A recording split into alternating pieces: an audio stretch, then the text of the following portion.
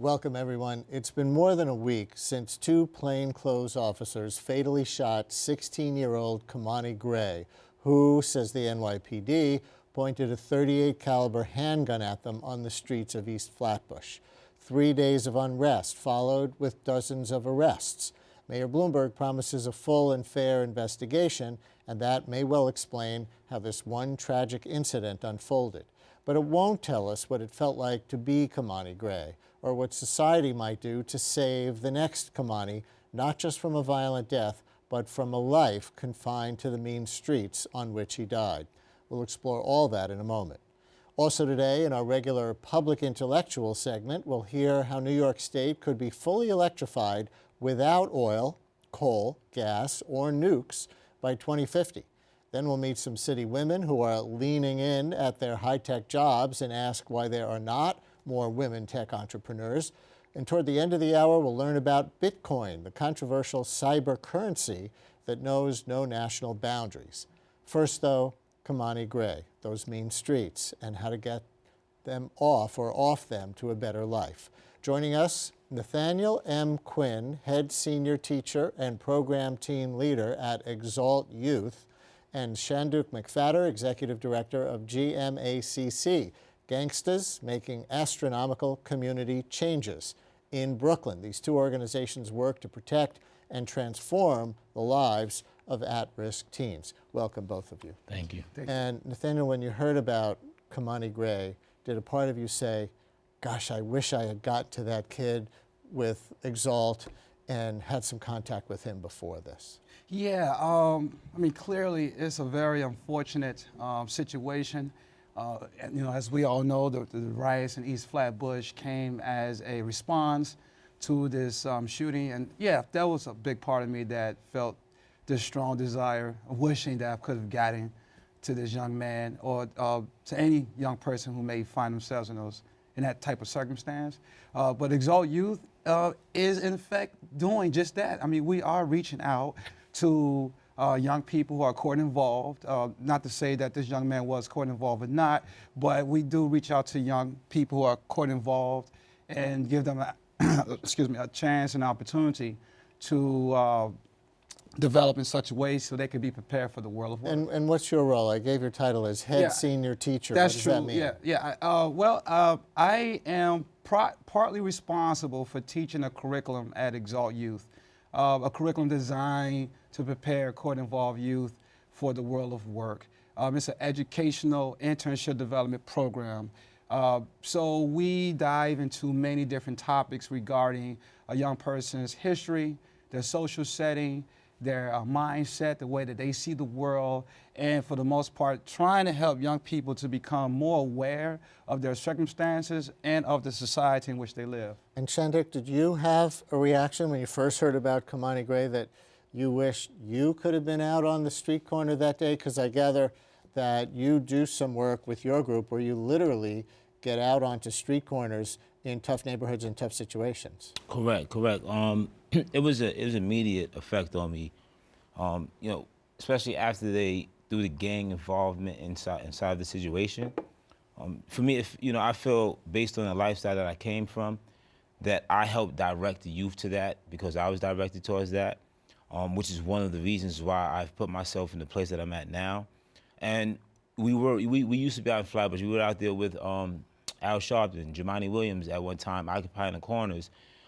So that area is something that we've already frequent. And for me, I didn't have a chance prior to talk with Kimani, but I've talked with all the brothers and youngsters in that neighborhood that know him, that knew him before and after.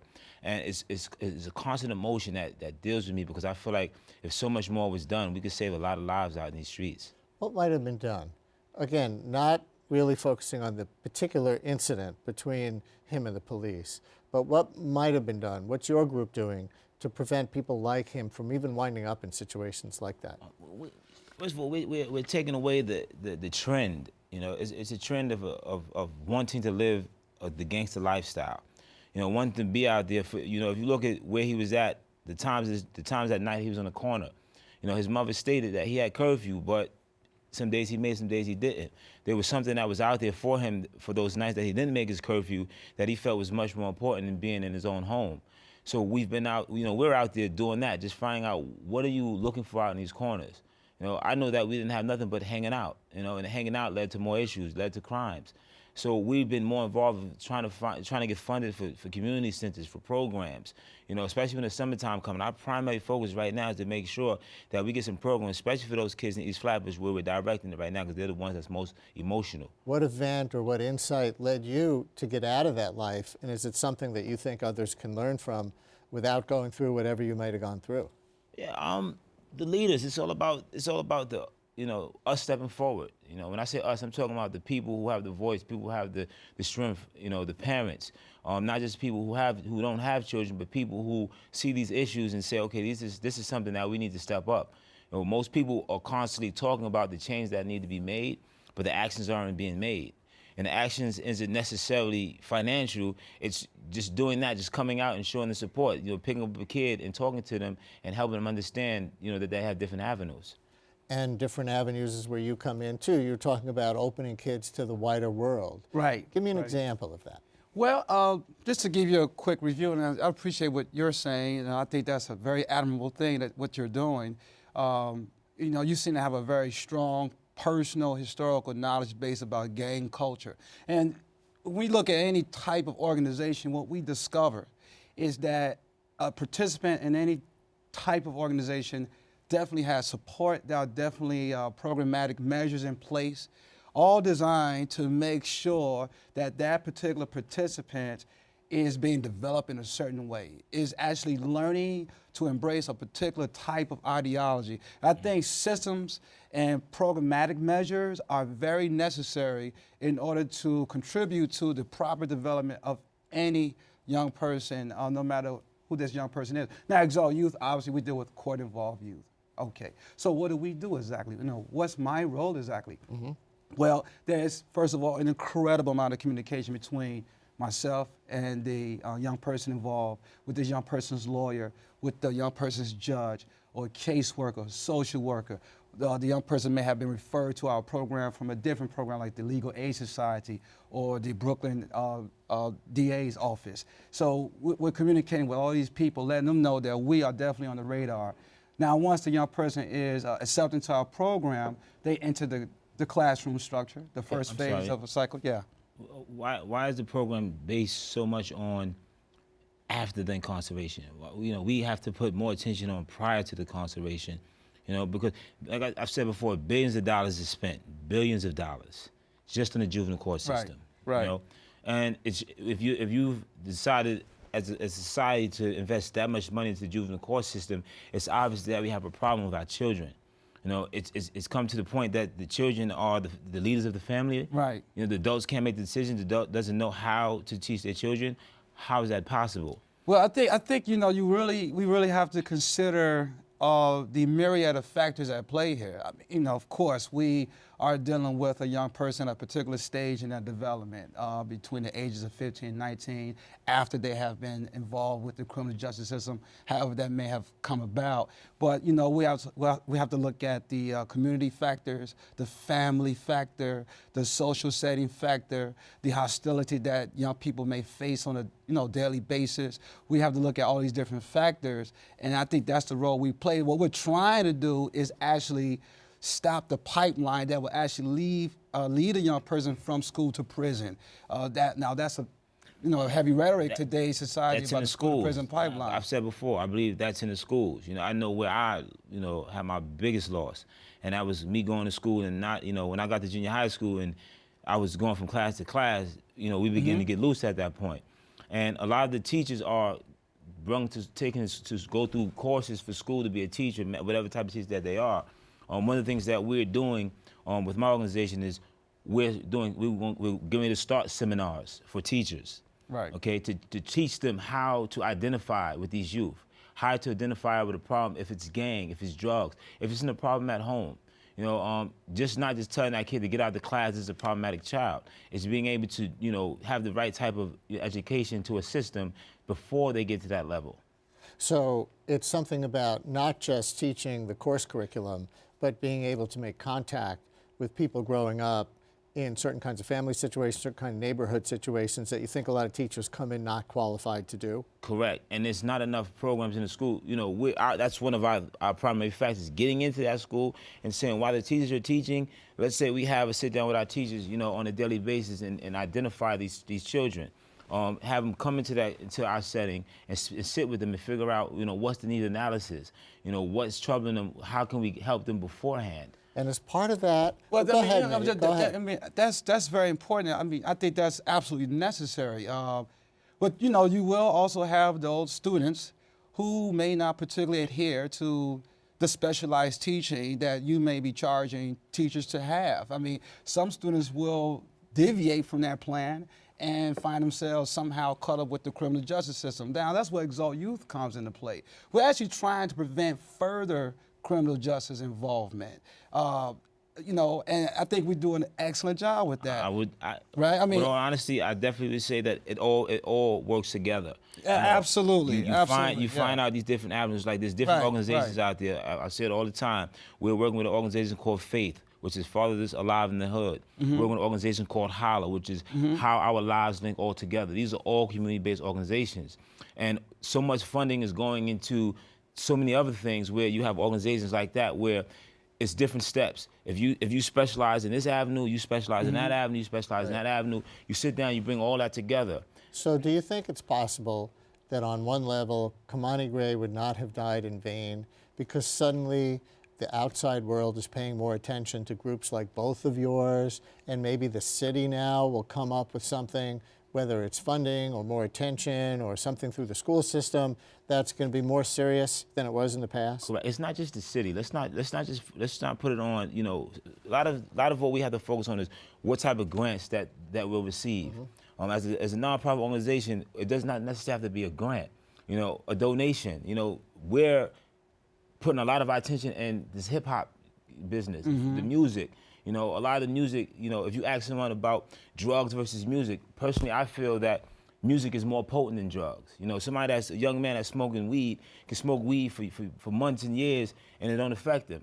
But he hear that wrong song, he'll come outside and emotionally, you know, even yourself, you hear that right song, it makes you remember something. Right. So with them, you know, they exploit the youth through their music, and a lot of them don't live that lifestyle. And the kids are looking to live that lifestyle, the fast money, the fast cars. So they are also guys that need to step up.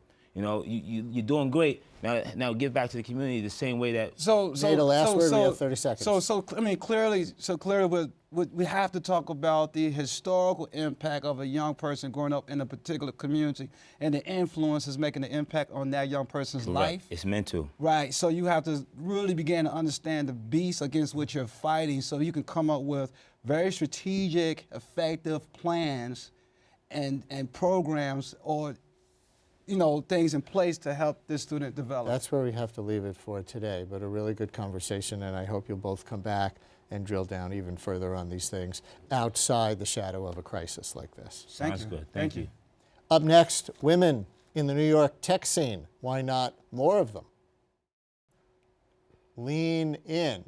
No, that's not a yell from a personal trainer.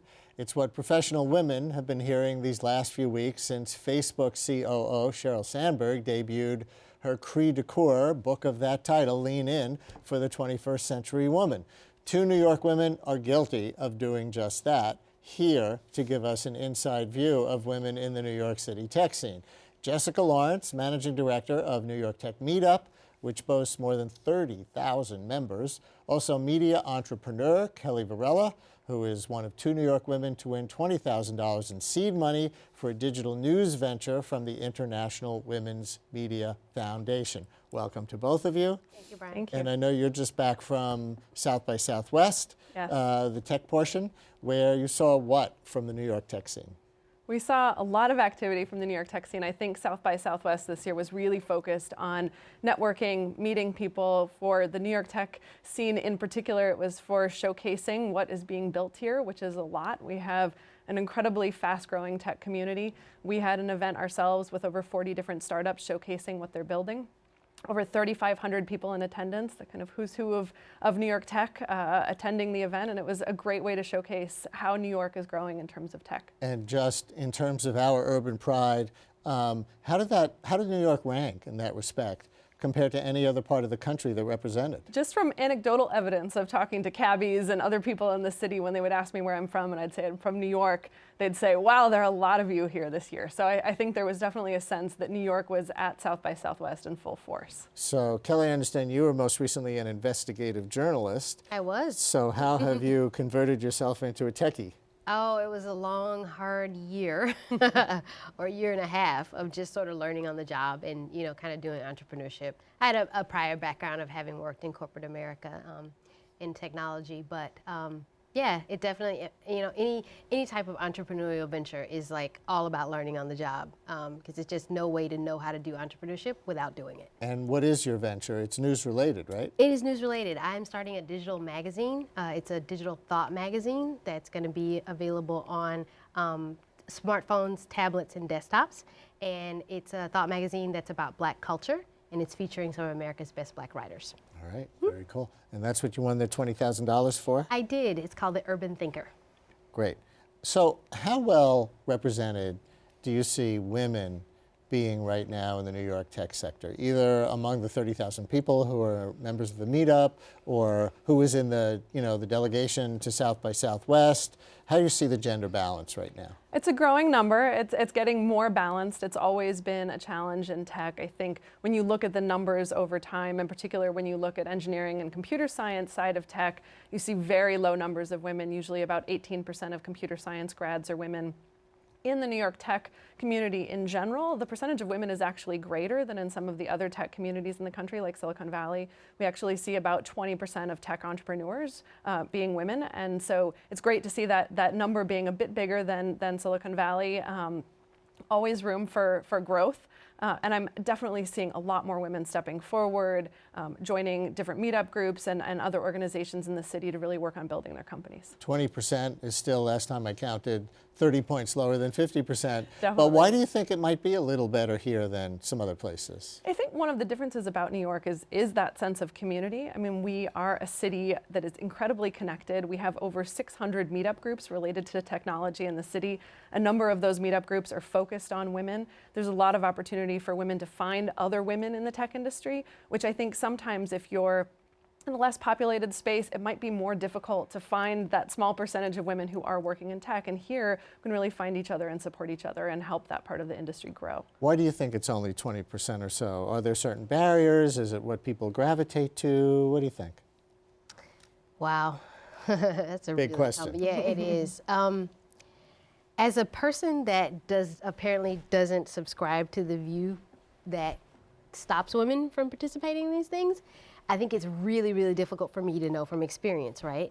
I can only speak about, you know, what I've read, and that, you know, a lot of times women just don't feel that sense of confidence that's necessary to pursue their own goals. And, or, you know, certainly in the case of the technology space, that, you know, women have tended to lag behind in choosing technical occupations and having the skills and experience necessary to start some of these companies.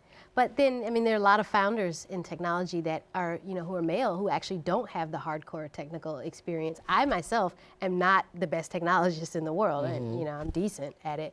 And maybe that's sort of a misconception that, you know, maybe could really affect a woman who is underconfident in her abilities. And how did you get some of those skills that you do have? Well, when I was in college, I did take some computer science classes, but it was not, you know, it was not my main focus. You know, it's something that I did a little bit of study of, and then after college, did some work in that field. But you know, there's a difference between someone that really has a good enough understanding of technology to predict where technology will go and design products in that field. And somebody who is a programmer is going to sit down and actually execute and be a chief technology officer. Those are two completely different roles. Yeah. And I think that, you know, we just need to do more work in helping women and people in general to understand the differences between those two things. Right, because I think women feel very fluent in the use of technology, and actually in a lot of cases use certain technologies even more than men do. But I think, you know, where we go wrong is actually from the time that kids are born. You know, we start steering girls away from building and tinkering, and, you know, girls aren't born preferring princesses over robots. We as a society kind of do that to them. and steer boys in a certain direction as well. So I think it really starts from that age where if you're conditioned to go in one direction, that's more likely where you're going to end up. And it's also a space where you're not going to feel as confident as you get older. What do you think about the whole lean-in conversation, the Sheryl Sandberg position that a lot of women hold themselves back by not saying, you know, give me the football, as the way I think she put it, in the growth curve at work? Yeah, I mean, I think that you know, this challenge of getting more women into tech has two sides. It's both the personal side for the women themselves, oftentimes finding that confidence and pushing themselves forward. But we also can't ignore the fact that society has a role in that too, and individual companies have a role in that too. And so, you know, I think where Sheryl might have had some pushback is where people feel that she's putting too much of the pressure on the individual woman themselves. And I don't think that's actually necessarily the case, but I do think it is important that she's bringing that side of the conversation forward. And we need to talk about both sides of the conversation and make sure that conversation is very holistic. That the individual takes the lead and that also the structures are there Yes, to absolutely. support both men and women. Yeah. Are you having this conversation with your friends too? To a certain extent. I'm a pretty practical person when it comes down to things like this, and entrepreneurship is so consuming of my time and energy and resources that I don't really have a lot of time to devote to the exercise of thinking about the social implications of what's going on.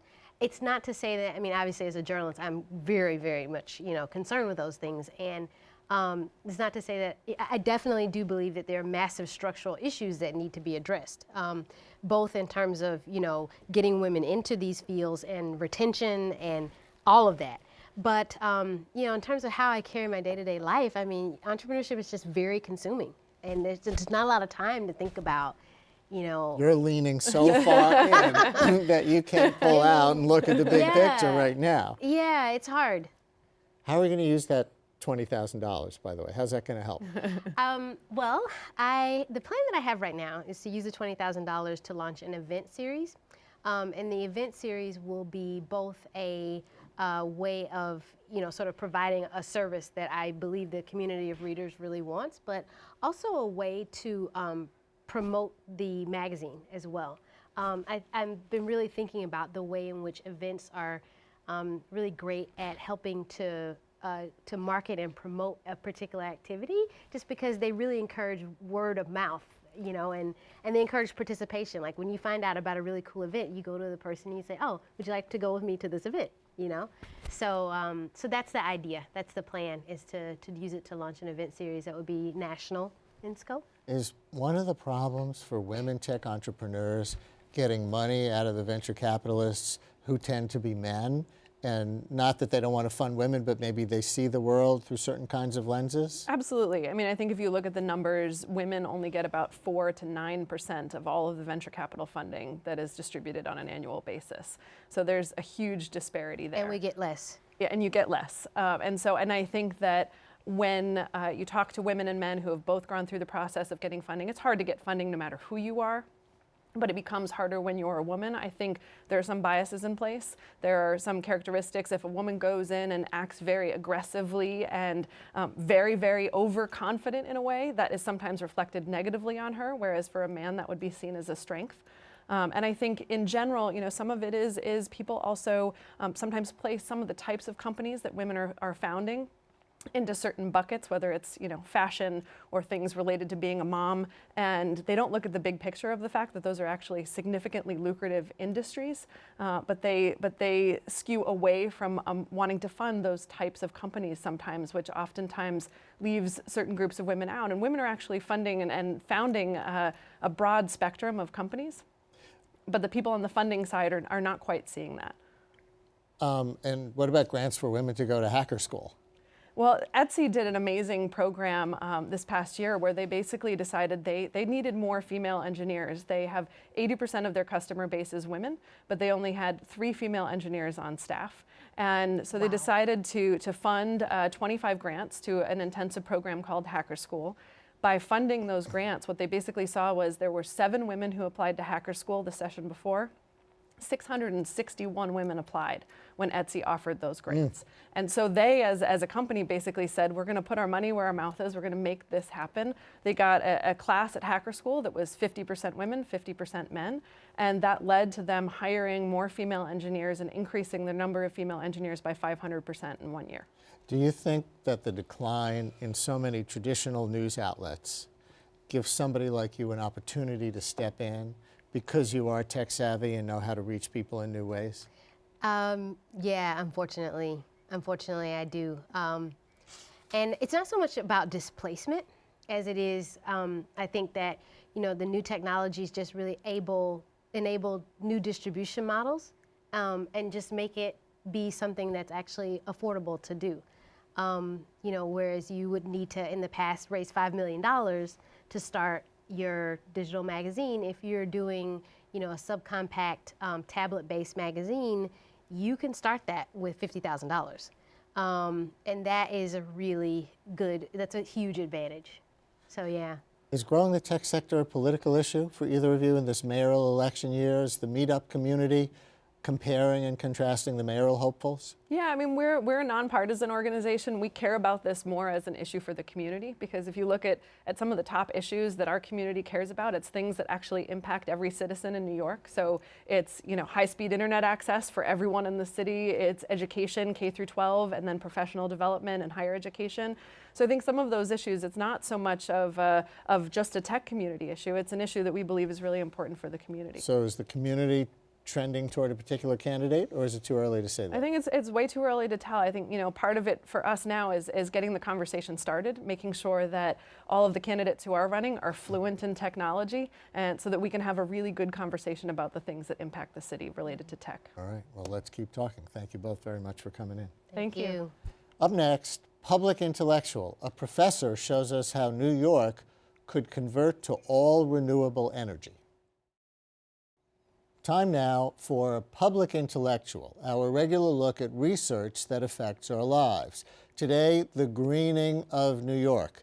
With his colleagues, a Stanford University professor has studied how the Empire State consumes energy and its green potential, and concludes that we can be fully green by 2050, powered only by wind, water, and solar. No natural gas, no fracking, no ethanol, no nuclear power, no coal. Sound too good to be true in the state with the third largest GDP in the country? Well, joining us via Skype from Stanford, Mark Jacobson, professor in the Department of Civil and Environmental Engineering and lead author of this study. Thank you for joining us, and hello from New York. Well, thank you for having me.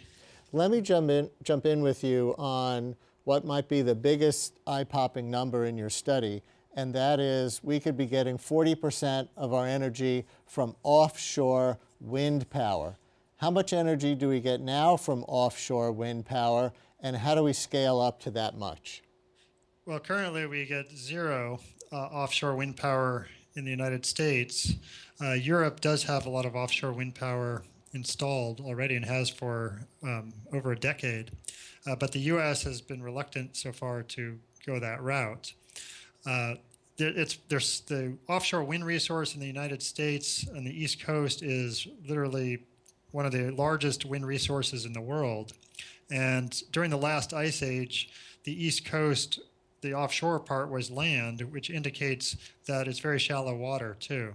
So you can go out literally hundreds of miles and the water is still pretty shallow. Doesn't mean you can put current technology turbines all the way out for hundreds of miles yet, but it's not too far in the future that we can go very far out with certain types of floating devices. But there is a lot of potential near shore with current technology turbines. When I say near shore, it's still far enough where people won't see the turbines except just if you put your hand out and just look at your thumb, basically, that's the size of the turbines that you would see. From the coastline. But you're talking about a tremendous number of devices, if I'm reading this right from your study, 12,700 plants or devices offshore off the coast of New York. So would that be, say, flying into JFK, miles and miles of these windmills or turbines off the shore as you're coming in? Well, we would put them in individual farms, so they wouldn't all be in one big cluster. You'd want to separate the farms out. So each farm might have anywhere from 100 to a few hundred turbines, and then you'd separate each farm. Now, it turns out there's dual benefits of having multiple offshore wind turbines. Not only would you generate electricity during the year, regular electricity, which would reduce air pollution mortality in the state of New York by 4,000 deaths per year, which costs the state $33 billion a year. I mean, if you completely change the whole infrastructure, you'd reduce the global warming emissions, but you would also reduce your hurricane risk. We've done a separate study finding that offshore wind turbines, they suck out energy from the hurricanes, and if you have enough of these offshore wind turbines, you can actually diminish a hurricane substantially, reducing the storm surge and the damage to the coastlines. So right now, New York, for example, is proposing $30 billion. Well, I don't know if it's specifically proposing $30 billion, but that's what some of the numbers have been floated for, to control hurricane damage by putting these big blockades to block storm surge, where there's no energy generated from that. Whereas if you put offshore wind turbines, not only are you reducing storm surge and wind damage from hurricanes, such as Hurricane Sandy could have been diminished if we had actually had these turbines, but you're also generating electricity year-round and displacing fossil fuels. And you project that with the development of offshore wind energy to this degree, it would create 320,000 full-time jobs and $21 billion in earnings during construction. Some of those are construction jobs, and 7,000 annual full-time jobs, and $500 million in annual earnings post-construction. Who'll pay for all that? Is this a public sector investment, or do you think industry would find it profitable enough to make this investment? Probably a combination of public and private sector, but the key is what's the levelized cost of electricity that results, or what's the end cost of electricity? Now, New York has one of the highest electricity prices for residential electricity in the country. It's 18.1 cents a kilowatt hour. And offshore wind, which is more expensive than onshore wind, is the cost of that is projected at between 11 and 16 cents a kilowatt hour currently. But if you do this en masse, if you do this on a large scale by what's called economies of scale, the cost of energy should drop. But still, I mean, the electricity price in New York is so high right now that even offshore wind should not increase the cost of electricity. Now, let me interrupt for a minute. We're putting a graph on the screen that asks, can wind, water, and sunlight power New York by 2050? You're familiar with this Carl Burkhart graphic. Could you talk through this a little bit for our viewers? For example, that big orange section near the bottom that goes from very little, near zero right now, and then spreads into that big part of the graph on the right? Yeah, I can't actually see the graph, so I'll guess what I think I remember what it looks like. So the idea of this graph is that if we start basically at current times and we go to 2050, if we converted to wind, water, and sun, how would that transition occur? And so part of it, I'll start at the top of the graph actually. If we don't make any change, we're going to have an increase of energy demand. By the way, I should point out that our plan is really to change the energy infrastructure for all purposes, not just electricity. So that includes electricity, transportation, heating and cooling, and industrial processes. And if we go to 2050 without changing the energy infrastructure, our energy demand goes up. It turns out that just by changing everything to electricity and some electrolytic hydrogen and doing some modest energy efficiency measures, we can reduce power demand in the state by 37%. So without changing our lifestyle, we can actually reduce the demand for energy 37% because electricity in particular is so much more efficient than internal combustion. And let me stop you again for a second. And that was the other eye-popping number that jumped out to me in the study, this reduction in energy consumption by 37% between now and 2050 in New York State. And you're saying without changing our lifestyles. This is not using less, living in smaller homes, all of this stuff. Most of this is because automobiles would be an electric fleet rather than a gasoline-powered fleet? Yeah, a lot of it is due to transportation because an electric vehicle is so much more efficient than a gasoline or diesel vehicle. So, for example, for every unit of electricity you put in your battery in your car, you get 80 to 86% of that energy goes to move the car, and the rest is waste heat. Now, when you put gasoline in the car, only 17 to 20% of the actual energy embodied in the gasoline goes to move the car, and the rest is waste heat. So you have a 4 to 5 times increase of efficiency when you go to electricity versus gasoline. And I'm going to have to jump in again because we're almost out of time. This is a study. It's in an academic journal. You're a college professor. But is it as much a political statement that you hope people in Albany will read, people in Washington will read, and decide that this is politically as well as economically feasible enough to actually invest in? Well, yeah, the idea is we do the science part of it, and we do conclude that scientifically and technologically and economically, this is a technically feasible plan. And we then hope we provide information to people, and hopefully they'll make better decisions based on this information. And last thing, why for New York as an energy island? There you are in Stanford in California, and you're not proposing this as a national strategy or a California strategy. Maybe you could do it for California too, especially with all the shoreline that they have. But why did you look at New York and say one state on its own, a big industrial state at that, could and should do this by itself? Well, we developed a world plan, and we did one for the U.S., and then we were going to smaller scales, and we did New York because of its unique energy situation right now. But we actually have done a California plan subsequently. Although New York was the first one, we've done California as the second one, and we actually have the plan. We're planning to do other states. So Washington State is another state we're doing right now, and potentially all 50 states. So New York is unique because it was the first one, and maybe because there was a lot of potential for changes in the state. But we do want this to go to other states and other countries as well. Well, thank you for sharing some of your vision with us. We appreciate it. Well, thank you for having me on the show. Now, folks, supporters of Bitcoin, the online currency, have you heard of Bitcoin?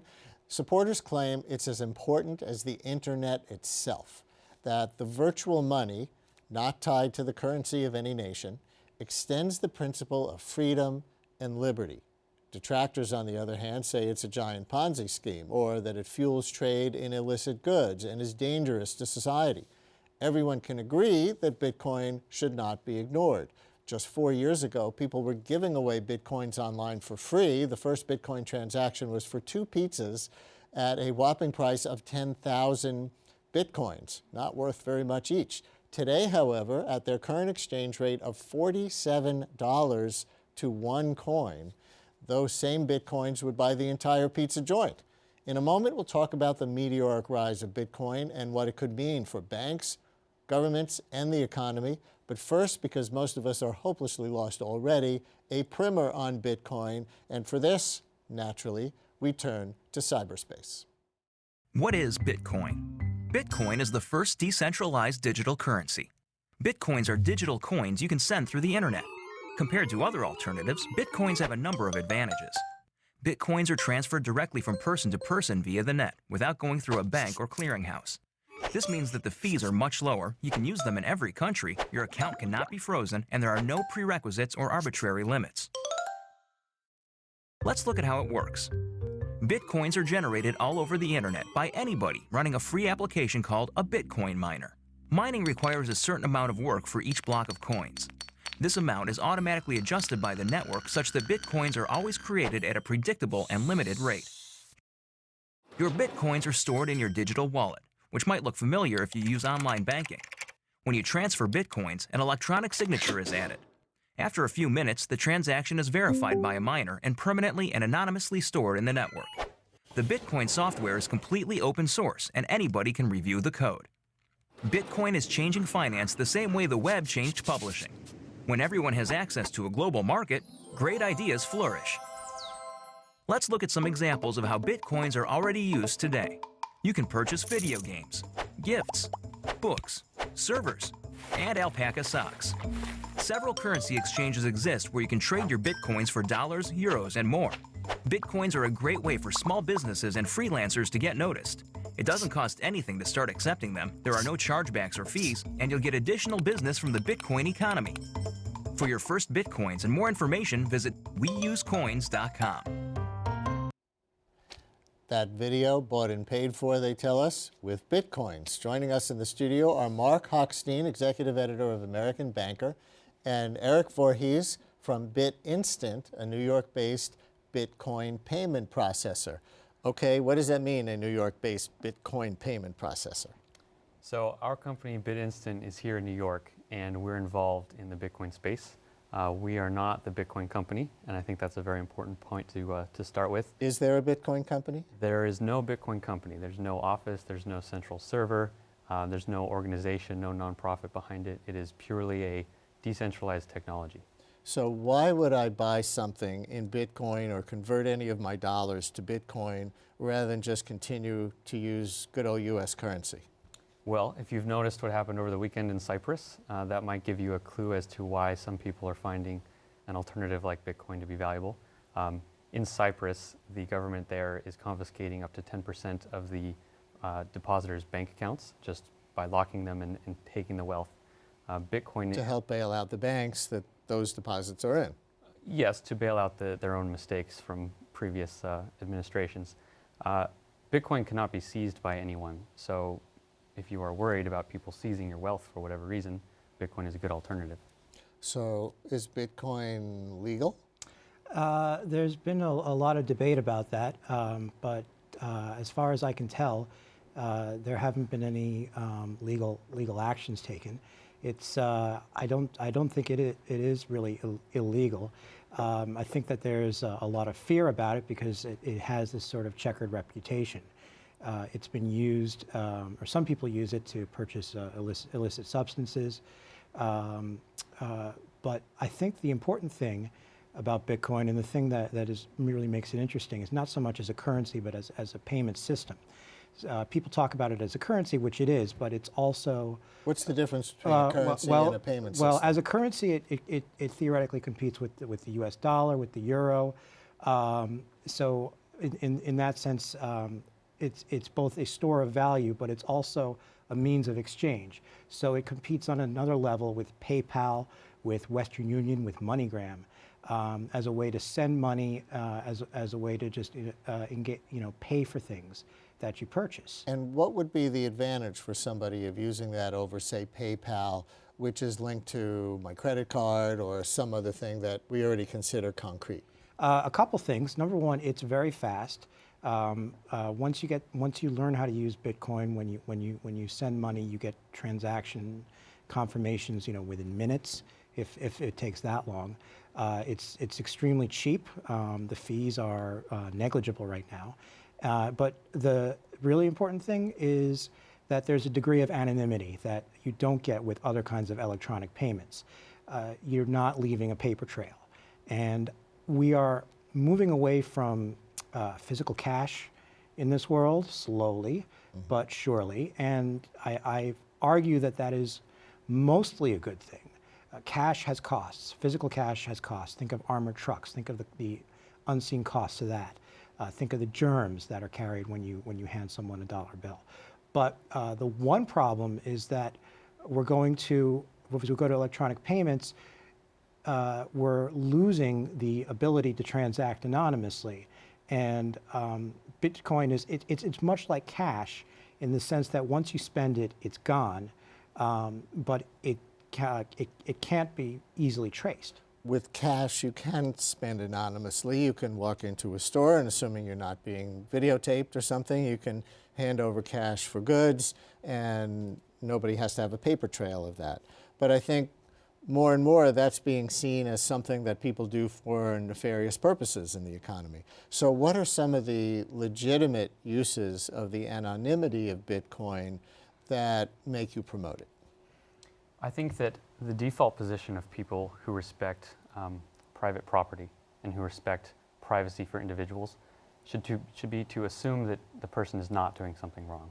We're supposed to have a certain idea that you are innocent until proven guilty. And I worry in today's world that people assume the opposite, that you're guilty unless you can prove innocence. So something like Bitcoin, which is private and anonymous, someone should be able to transact privately in that way without drawing suspicion merely because they want to maintain their privacy. And does that happen now? Is there a problem with people drawing suspicion just for using currency or using traceable kinds of credit that Bitcoin is solving? Is there an actual problem that this solves? Well, it solves many problems in many ways. The issue of privacy, I mean, some people are concerned that everything you do online is now tracked, whether you're on Facebook or in your Gmail account. Everything is tracked and stored, often for benign purposes. But people as free individuals should be able to retain their privacy if they so choose. And if every payment system in the world, from PayPal to Visa to the banks, tracks who you are with every payment, you lose that. And I think that's a very dangerous precedent to set. And what about go ahead. You know, I would note the whole argument that, if you must have something to hide if you want to be anonymous. That's frankly offensive. And, you know, there are lots of legitimate harmless transactions that people would prefer to keep confidential. You know, think about someone who goes to a clinic to get a confidential HIV test. That is something they would not want to leave a record of. And in today's world, they can pay for that with cash. But if cash goes away, there's got to be some kind of a digital version of cash. And there have been other digital cash schemes in the past, but Bitcoin is the most successful one so far. Are you concerned, though, that it makes it easier for people who may, in fact, be drug trafficking or sending money to terrorists? There's been such a big crackdown since 9/11, 2001 in, you know, the flow of money through banks to possible terrorist individuals or terrorist organizations. Does Bitcoin inadvertently enable terrorists and drug runners? Well, no more so than HSBC did, and they didn't get punished too harshly for that. If you're a too big to fail institution, then it's perfectly okay to work with the Mexican drug cartel. But what's the solution? Is it to punish legitimately that kind of a company, or maybe to there make is it no even easier? solution. You know, that's I think that people are either you have privacy or you don't. Either you have anonymity or you don't. And I think that there's going to have to be some level in a free society. You have to have some degree of things going on that we don't approve of.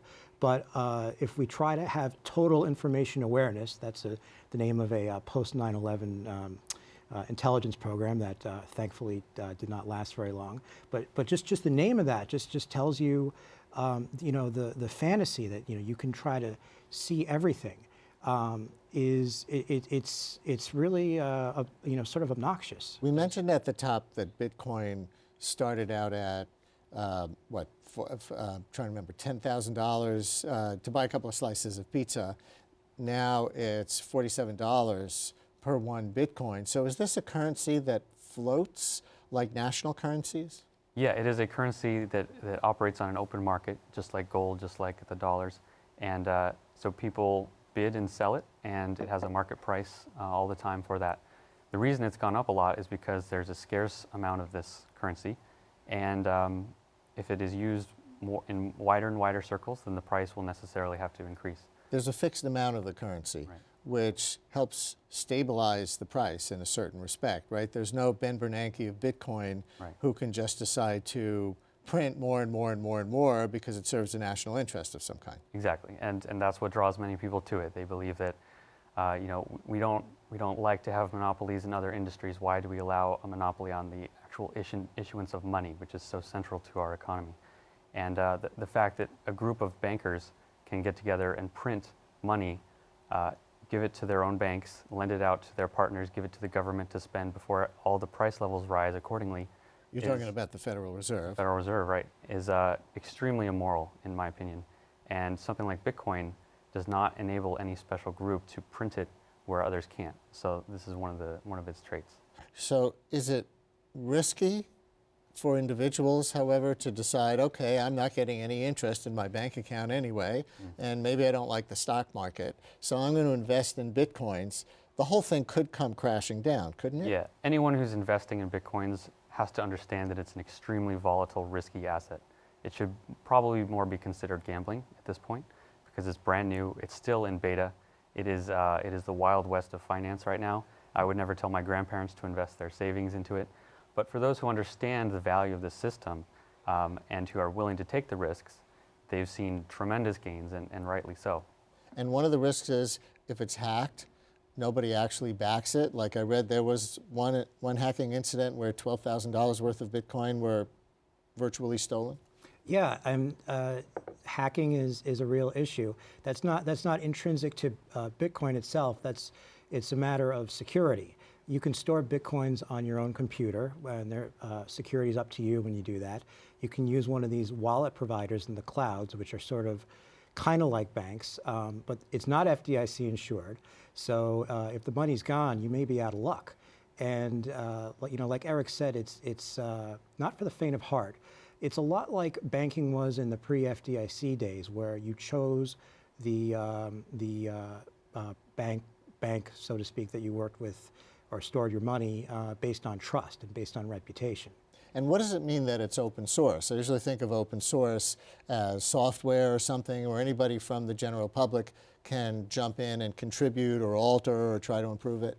Yeah, and it's kind of like Linux in that regard. It also means that you can clone it. There have been a couple sort of Bitcoin clones out there already, like Namecoin, Litecoin. I don't completely get how they work. Those are competitors? Sort of, they're competitors. Yeah, anyone can make a copy and send it out and try to convince people to use that form of money. It's a free market. Which makes it even more kind of Wild West and even more of a risky thing to use if you're putting some kind of value in it. So what's your vision of possibilities here? If this takes off in the way that you would hope it was, both in your vision of individual liberty and your understanding of economics, how would this be used 10 years from now? Well, 10 years from now, it'll have a number of interesting consequences. I mean, by then it will have displaced all sorts of companies that are now in the business of charging you money to move your money. And when you think about why a company like PayPal charges you money to move your money around, it's very strange because they're not moving a bag of gold or even a pile of cash. They're just sending data over the internet. Ones and zeros. Ones and zeros. The dollar is a digital currency. So why do companies charge you money to move that, right? In the future, people will look back and see that as ridiculous because Bitcoin is digital and it moves for free, almost for free. And I think when people start to understand that a digital money should not have a cost to it to move it around, then they'll start seeing huge advantages with this. So after it displaces companies like that, we could see people start using it more and more as a currency themselves and decide to get paid in Bitcoin from their work and decide to store some of their value, some of their wealth in Bitcoin. If that happens, then national currencies could actually be challenged. And this is something that the ECB wrote about, the European Central Bank, about 8 months ago. They released a report on Bitcoin saying similar things to this, that essentially if people believe that these virtual currency schemes are valid, they could challenge the position of national fiat currencies. And maybe immigrants to New York will like it to send remittances home. Maybe it's not ready for that yet, but you have to pay a fee every time you send money, back to the Dominican or wherever. That's actually a very valid point. And if you look at the Somali immigrant community here in the United States, they've had a lot of trouble sending money back home. Traditionally, they use the Hawala system, which is a sort of informal system. But because of money laundering restrictions and the perception that that there's terrorism involved. These people who came to the United States and are trying to send money back money from family member to family. Family member are having a hard time. So in theory, Bitcoin or something like it could work for people like that. All right. It may catch on. It may not. Yeah. If it does catch on, many of you will be able to say you heard about it here first. Thank you very much for coming in and talking about Bitcoin. Thank you. And that's our program for this week. We premiere a new show every Wednesday evening at 7:30, and tune into my radio program weekdays 10 a.m. till noon on WNYC 93.9 FM and AM 820. Tomorrow, Obama in Israel. I'm Brian Lehrer. Thanks for watching.